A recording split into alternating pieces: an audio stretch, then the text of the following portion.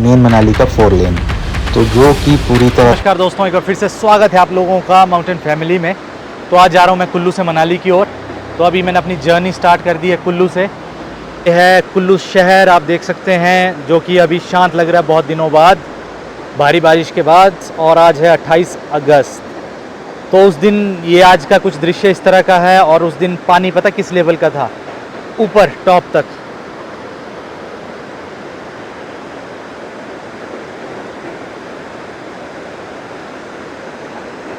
तो मुझे लगता है बहुत सारे लोगों ने अब राहत की सांस ली होगी, क्योंकि ब्यास ने अपना जो रौद्र रूप था वो त्याग दिया है फ़िलहाल के लिए। तो कल परसों फिर बारिश है, आई डोंट नो क्या होगा क्या नहीं होगा। लेकिन अभी क्या कर रहा हूँ, अभी मैं मनाली जा रहा हूँ, मुझे भी काम है थोड़ा। और आपको भी दिखाऊंगा कि मनाली में कितना वक्त लगेगा वापस रिवाइव होने को। देखो, मेनली जो मनाली को रिवाइव होने में टाइम लगेगा वो तो बहुत टाइम लगता है, सालों साल लगते हैं, तब जाके रिवाइव होते हैं। क्योंकि बहुत सारे लोगों का नुकसान हुआ होता है, और जिन लोगों का नुकसान हुआ होता है दर्द उन्हीं को पता लगता है। जैसे अगर मेरा कोई नुकसान नहीं होगा, मैं ज़्यादा से ज़्यादा 10 दिन याद रखूँगा, 20 दिन याद रखूँगा। बट जिनका घर गया है या जिनका लॉस हुआ है भाई, वो तो लाइफ टाइम के लिए वो याद रहता है। तो चलिए अब चलते हैं मनाली की ओर। तो कुल्लू के बाद जो सबसे पहला पॉइंट है वो है वैष्णो माता मंदिर के पास। तो यहाँ पे थोड़ा ट्रैफिक भी लगेगा, बिकॉज़ यहाँ पे रोड का काम चालू है अभी। तो बहुत सारे पॉइंट है मनाली तक जहाँ पे बहुत ज़्यादा लॉसेस हुए हैं। और यहाँ पे पहले वो हुआ करती थी, फड़ियाँ लगती थी, और वो सारे का सारा जो मिट्टी थी वो सारी चली गई है। उधर देख लो आप, जहाँ जेसीबी लगी है। तो यहाँ थोड़ा वेट करना पड़ेगा, जब रोड खुलेगा तभी निकलेंगे हम आगे। तो ये पहला पॉइंट है कुल्लू से लेकर मनाली में, जहाँ पे आपको रोड बंद मिलेगा या फिर डैमेज मिलेगा। देखो, वो घर भी बिल्कुल रिवर टच है, लेकिन जो उसके फाउंडेशन में है कंक्रीट का काम हुआ है। और अभी जो मैं पीछे आपको अखाड़ा दिखा रहा था, तो वहाँ पे भी जो कंक्रीट लगी थी तभी बचा है। तो कंक्रीट का काम जिसने भी किया है बहुत ही ईमानदारी से किया है, क्योंकि इतनी बड़ी रिवर का फ्लो सहने के लिए काम अच्छा होना चाहिए। वैष्णो माता मंदिर के यहाँ काफ़ी ज़्यादा नुकसान हुआ है, और ये तो मुझे लगता है कल ही भरा हुआ है ये वाला पोर्शन। यहाँ देखो, और उधर वाली रिवर आई है और इसने यहाँ पे मार की, और बहुत ज़्यादा डीप मार की है। ओहो, बहुत बड़ा एरिया यहाँ से चला गया है, बहुत बड़ा, छोटा मोटा नहीं, बहुत बड़ा एरिया। यहाँ देख सकते हैं आप।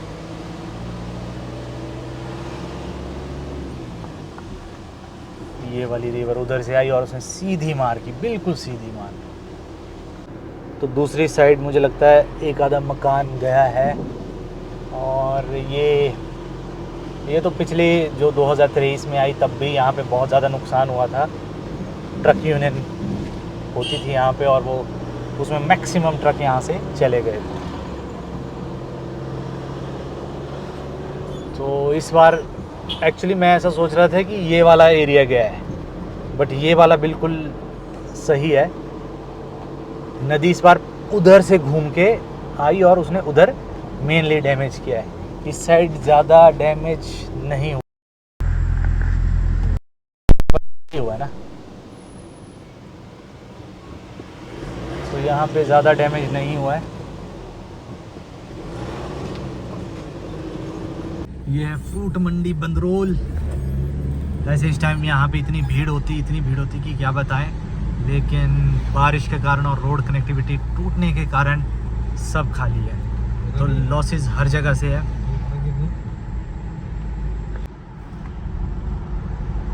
तो फाइनली पहुँच चुके हैं हम रायसन, और फ़िलहाल यहाँ से जो ये नॉर्मल वाला रोड है, ये कनेक्टिविटी टूट चुकी है पूरी तरह से। आगे शिरड में भी टूट चुकी है, और उसके आगे जहाँ पे टोल टैक्स था वहाँ पे भी टूट चुकी है। अब यहाँ से लेना पड़ेगा हमें लेफ़्ट बैंक के लिए रास्ता।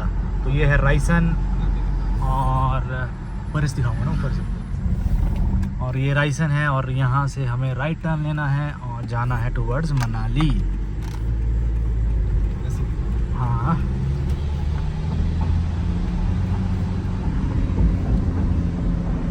जो सबसे ज़्यादा नुकसान हुआ है ये है रायसन के बाद का एरिया। यहाँ देख सकते हैं आप कंक्रीट वॉल्स किस तरह व्यक्त कर रही हैं ब्यास रिवर की पावर को। तो दोस्तों ये शीरड रिज़ॉर्ट है और बहुत नुकसान हुआ इनका, बहुत ही ज़्यादा, करोड़ों का नुकसान। और यहाँ पे रोड अगर मैं बता दूँ तो यहाँ से लेकर उधर तक ये पहला पॉइंट है। और जो आगे है वहाँ पे भी देखो, ये जो दिखाई दे रहा है ना आपको उधर, ये है डोर नाला जहाँ पे जो टोल टैक्स था उसके आगे भी रोड पूरा चला गया है। तो मतलब मनाली का जो मेन रोड है आपका कुल्लू से मनाली का, उसको बनने में बहुत वक्त लग जाएगा, उसको बनने में बहुत वक्त लग जाएगा।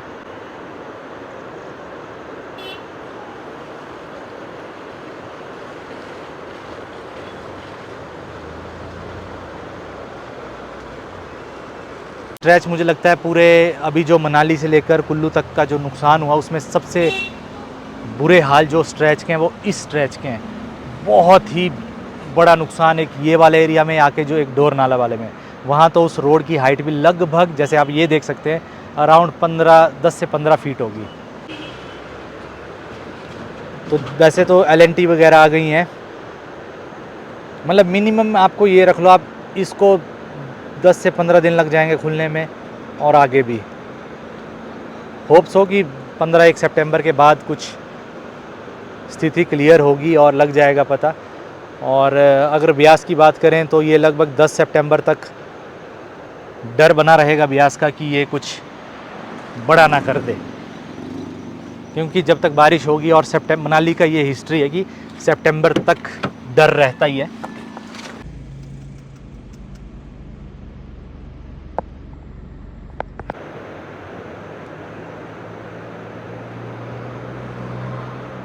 तो ये वाला जो आपको थोड़ा सा रोड दिखाई दे रहा है, ये है डोर नाले वाला जो टोल प्लाजा वाला रोड है। तो ये भी बुरी तरह गया है, देखो वहाँ पे थोड़े लोग भी खड़े हुए हैं। तो और जो हाइट है लगभग 20-25 फीट नदी से ऊपर तक। तो यहाँ पे बहुत मेहनत लगेगी इस रोड को कंप्लीट करने में। ये है नगर के पास अभी हम, और ये ओल्ड रोड है और लास्ट में जो काम आता है हर बार वो है ओल्ड रोड। सफाई चली अभी रोड की हैं। अच्छा देना। तो दोस्तों फाइनली मैं पहुंच चुका हूं मनाली, और मनाली इस टाइम इतनी प्यारी लग रही कि क्या बताएं। तो मनाली के नज़ारे कुछ इस टाइम ऐसे हैं, सूरत से वाटरफॉल। लेकिन मैं अपने होटल की छत पे, और यहीं से दिखाता हूँ मैं आपको कि बहुत बुरे हाल हैं इस टाइम पे मनाली में। ठीक है, अब ये वाला एरिया दिखाता हूँ मैं, खासकर आपको आलू ग्राउंड वाला।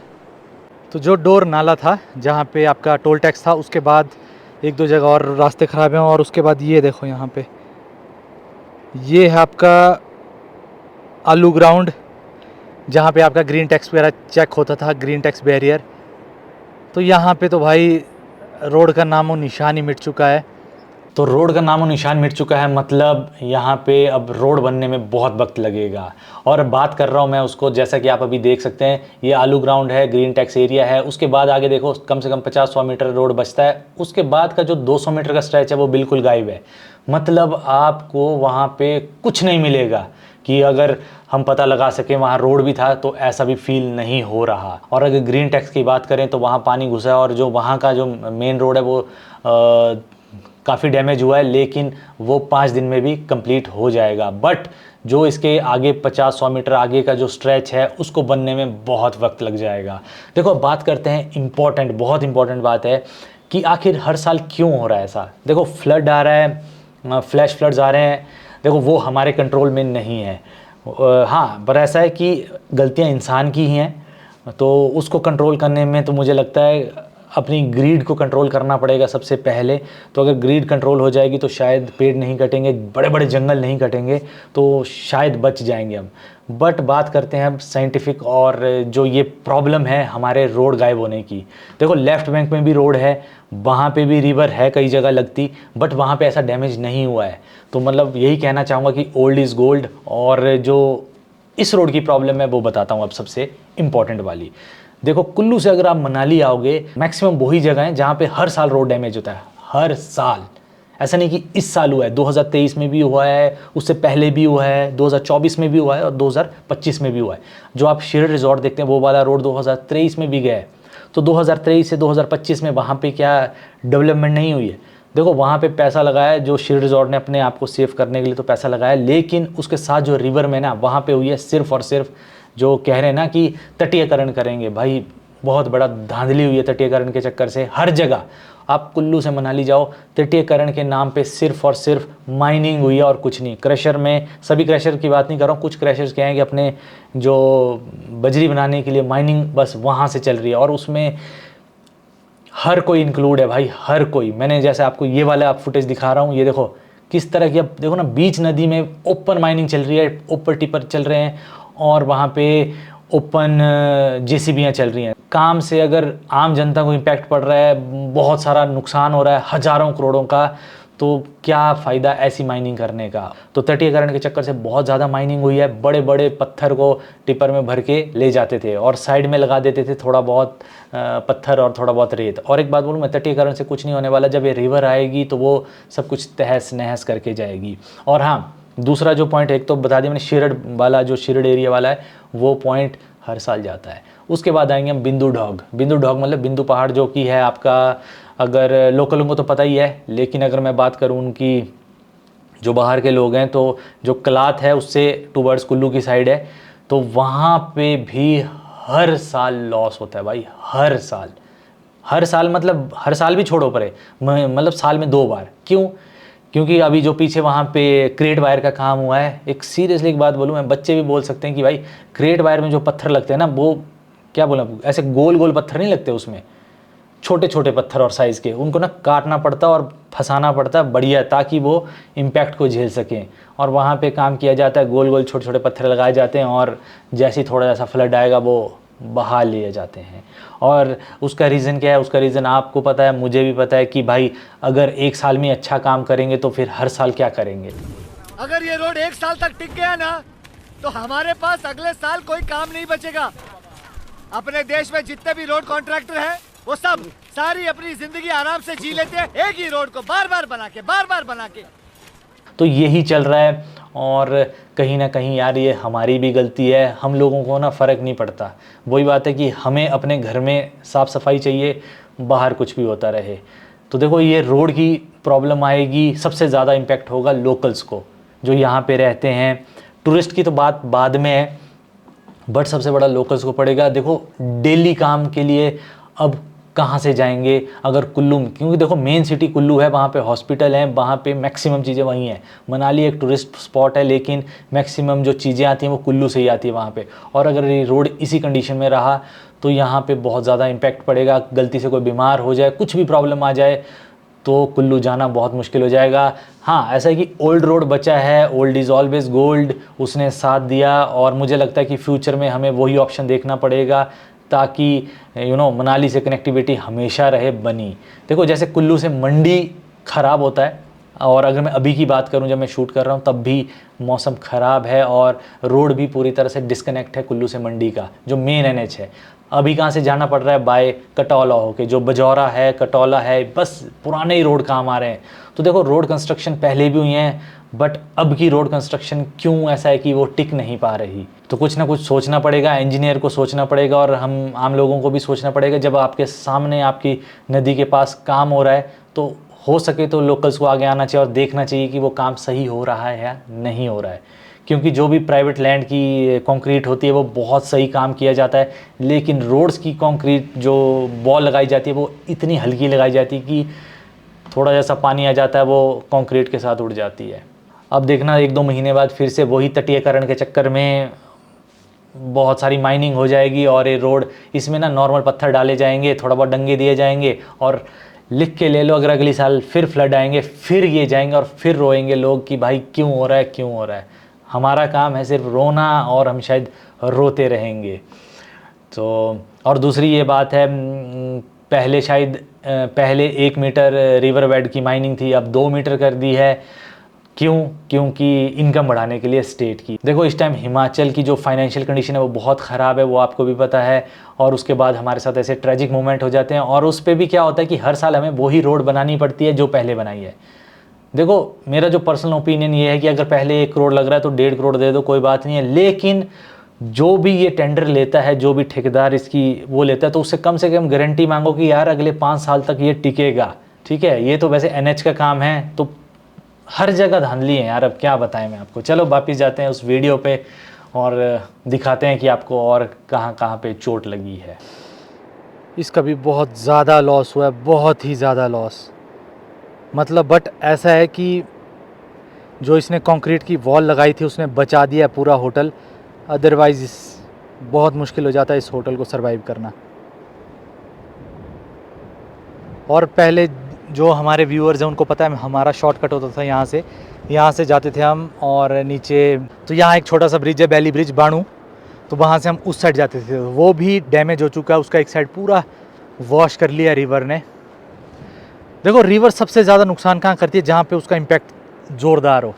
देखो उधर इम्पैक्ट है, उधर से ये रिवर ऐसे घूम के आती है यहाँ ऐसे को, और यहाँ पे उसने जो बाणू ब्रिज बोल रहा मैं वो उड़ा दिया है।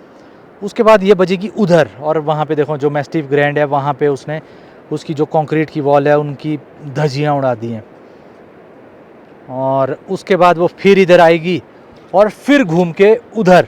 तो मनाली वाला रोड जो मेन वाला था, मेन NH, तो जो मनाली का कुल्लू से लेकर मनाली तक का मेन NH था, देखो उसको बनने में तो बहुत टाइम लग जाएगा।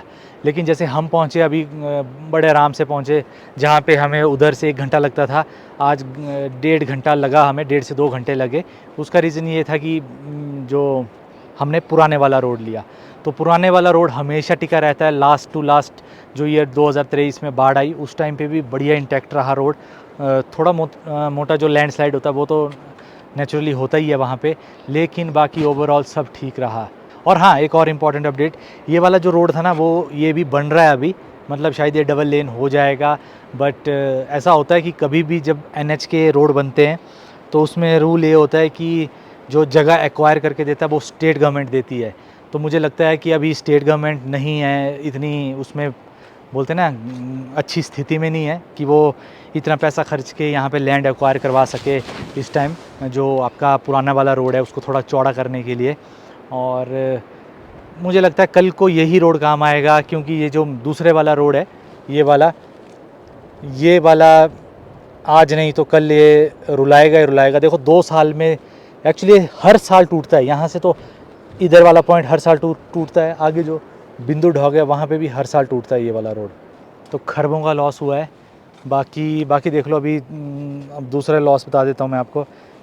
यहाँ देख लो फसल खड़ी की खड़ी रह गई है। जब तक रोड अच्छी तरह नहीं खुलते तो ये सेब भी ऐसे रहेंगे। देखो मतलब एक क्लियर बात है, जितना आप नदी के नज़दीक होंगे उतना लॉस होने का डर है।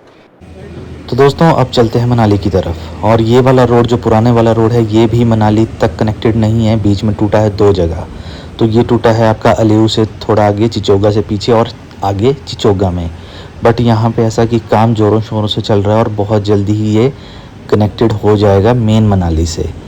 तो 2-1 दिन लगेंगे इसको पूरा कनेक्शन होने में। तो आप देख सकते हैं यहाँ पे भी काम चला है। और ये है मेन मनाली का 4 लेन, तो जो कि पूरी तरह से साफ़ हो चुका है। यहाँ पे आप पहचान नहीं पाओगे कि यहाँ रोड हुआ करता था। और जो उसके ऊपर जो फॉरेस्ट है उसको भी काफ़ी क्षति पहुँची है इस बार फ्लड से। आप देख सकते हैं भाई रोडों का दूर दूर तक रोड नहीं दिख रहा वहाँ पे। तो बहुत लॉसेस हुए हैं इस बार मनाली में। तो यहाँ पे LNT लगी है और शायद जल्दी ही ये वाला रोड आपका थ्रू हो जाएगा। तो अगर आप लोग मनाली में फंसे हैं, अगर आपकी गाड़ी भी फंसी है मनाली में या कहीं, तो निकालने में आपको बहुत आसानी होगी बाय लेफ़्ट बैंक होके। और या फिर अगर आपके कोई फंसे हुए हैं और आप चंडीगढ़ से आ रहे हैं, दिल्ली से आ रहे हैं, किसी कामवश आ रहे हैं, ज़रूरी कामवश, तो आप लेफ़्ट बैंक का यूज़ कर सकते हैं रायसन से मनाली तक पहुंचने के लिए। बाकी ये जो मेन वाला रोड है वो तो मुझे नहीं लगता जल्दी बनेगा, बट ये लेफ़्ट बैंक वाला जो पुराना रोड है जो हमेशा ही काम आता है, ये बहुत जल्दी ही रेगुलर हो जाएगा चलने के लिए।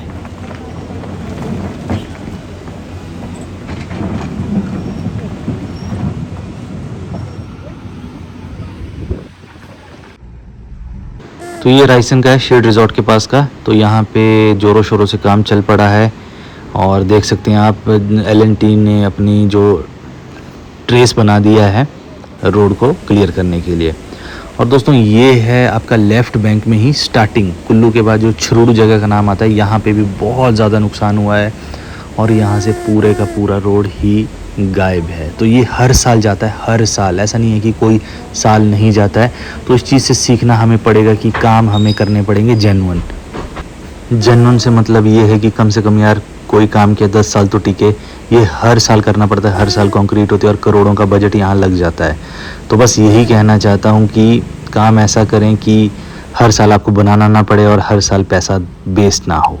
तो अब फाइनली हम वापस पहुँच चुके हैं कुल्लू में वैष्णो माता के पास, और यहाँ पे ट्रैफिक थोड़ा आपको लगेगा चाहे आप जाओगे चाहे आओगे, क्योंकि वंस रोड जो है वो सिंगल लेन बचा है, तो वहाँ से सिर्फ एट ए टाइम आपके एक ही गाड़ियाँ जा सकती हैं। तो यहाँ पे आपको थोड़ा सा ट्रैफिक लग सकता है।